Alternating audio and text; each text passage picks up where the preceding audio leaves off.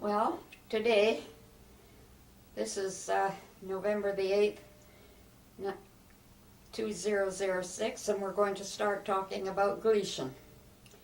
We moved to Gleichen in 1927 when I was 8, and I lived in Gleichen between 1927 and 1939, my formative years.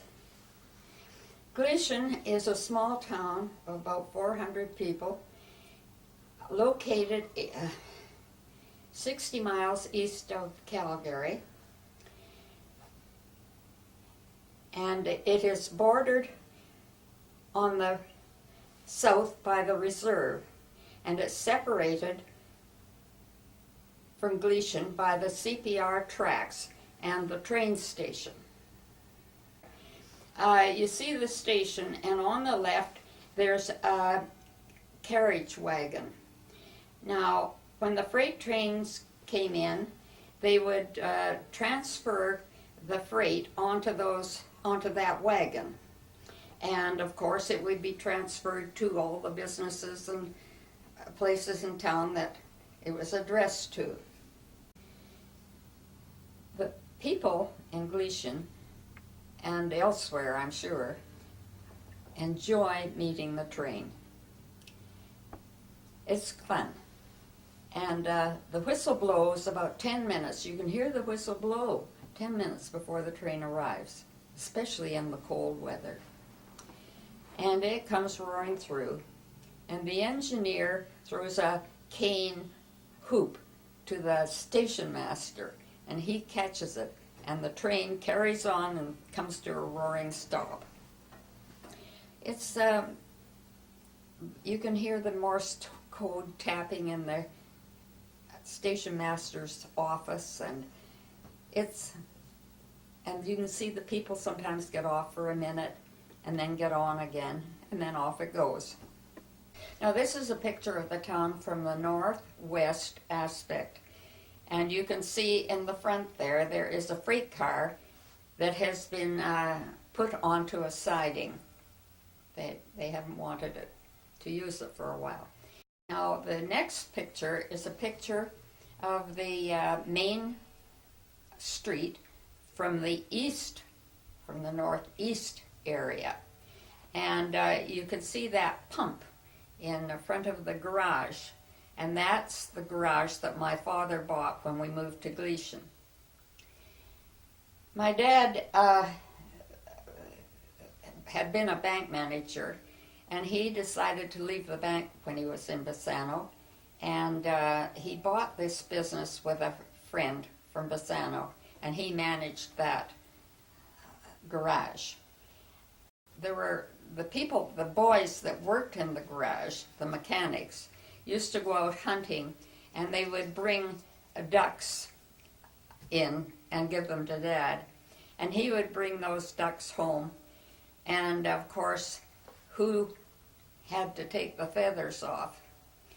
And I would sit in the mud room in the back room off the kitchen on a little chair, and I would take these feathers out of the ducks, and I would be crying so much that I couldn't see, and I'd take my glasses off. And one day, Bill came running across the papers where I was putting the feathers down, and he stepped right on my glasses. So I didn't have to wear those for a while, so that was a plus.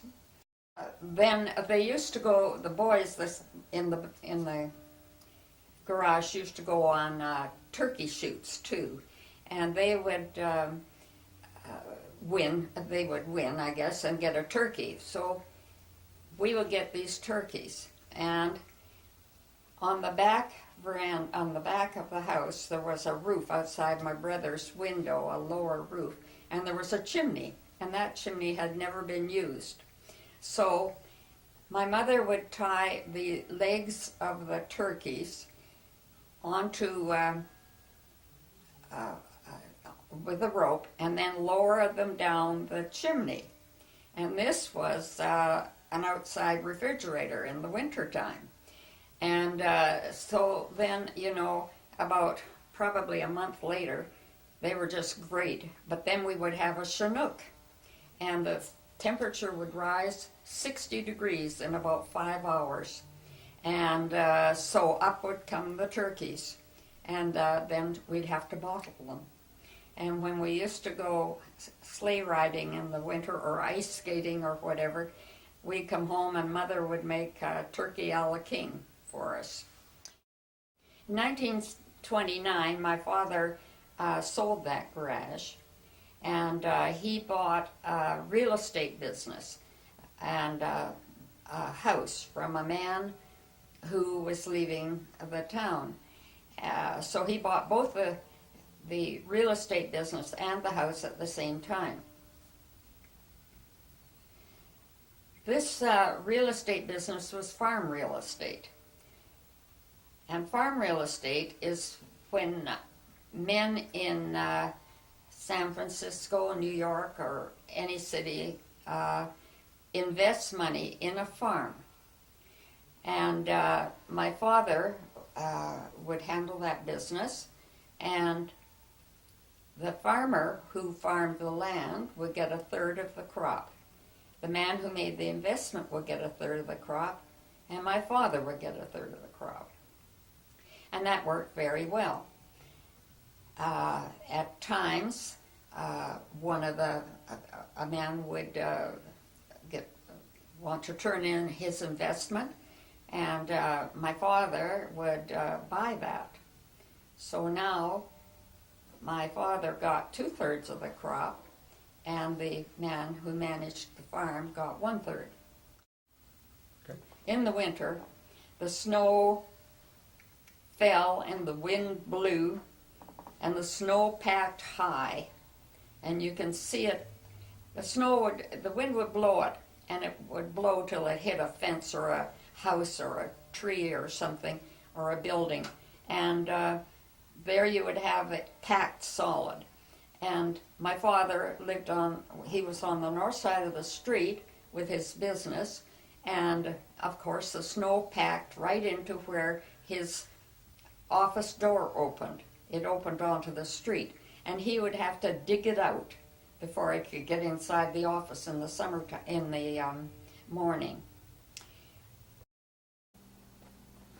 Now, sometimes these investors came to town, and of course we were young, 10, 11, 12, you know.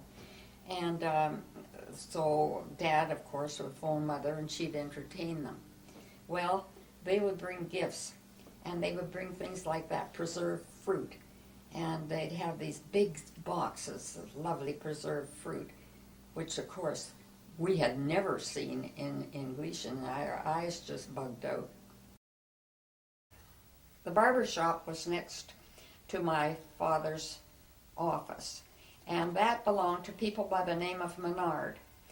And the Menards had a son who went to school with us. And in 1931, there was a pilot who used to bring the doctor's plane up to Gleichen, and he would land in the field across the street from where I lived. And he would take kids up in the plane. And one Sunday, he was up, and he took the Menard boy up. And unfortunately, that plane crashed, and they came down, nose down, right in front of our eyes. And the girl that was standing beside me was one of my best friends, and she would have been the next one to go up in that plane. Tommy Bates was the postmaster, and he's sitting at his desk there, and this is the post office that he works out of. And of course that was an important place because there was no delivery. You had to go to the post office every day to get your mail. And then he would go to meet every train and bring back the mail. So he was an important person in the town. Here's a picture of Tommy with his little cart. Of course, he used to meet all the trains and bring the bags of mail back down to the post office.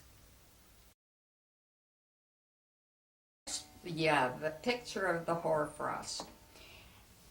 when we would go skating or going to school, sometimes the trees were just covered, all the trees that were in the town were covered with the frost on the trees, and it's just like going in fairyland. They were beautiful.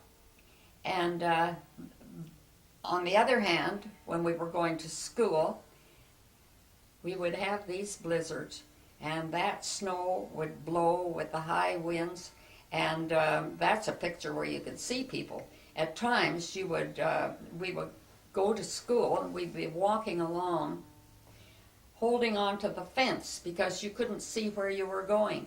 And when you got to the school, you couldn't see the school from the street. You could just see an outline of a building. And you know, my mother used to, she'd stay in bed and we'd get up and get our breakfast and go to school. And I don't think she knew what that weather was like that we went out in. I really don't think she knew. I would never have allowed my kids to go out in that weather. Now that is the first school I went to in 1927. And that school is a teacherage and a classroom. And on the left side of the building, the 4 teachers that weren't married, the single women, would live in the teacherage. And in the other end of the building, we had our classroom. And my first teacher was Miss Kent.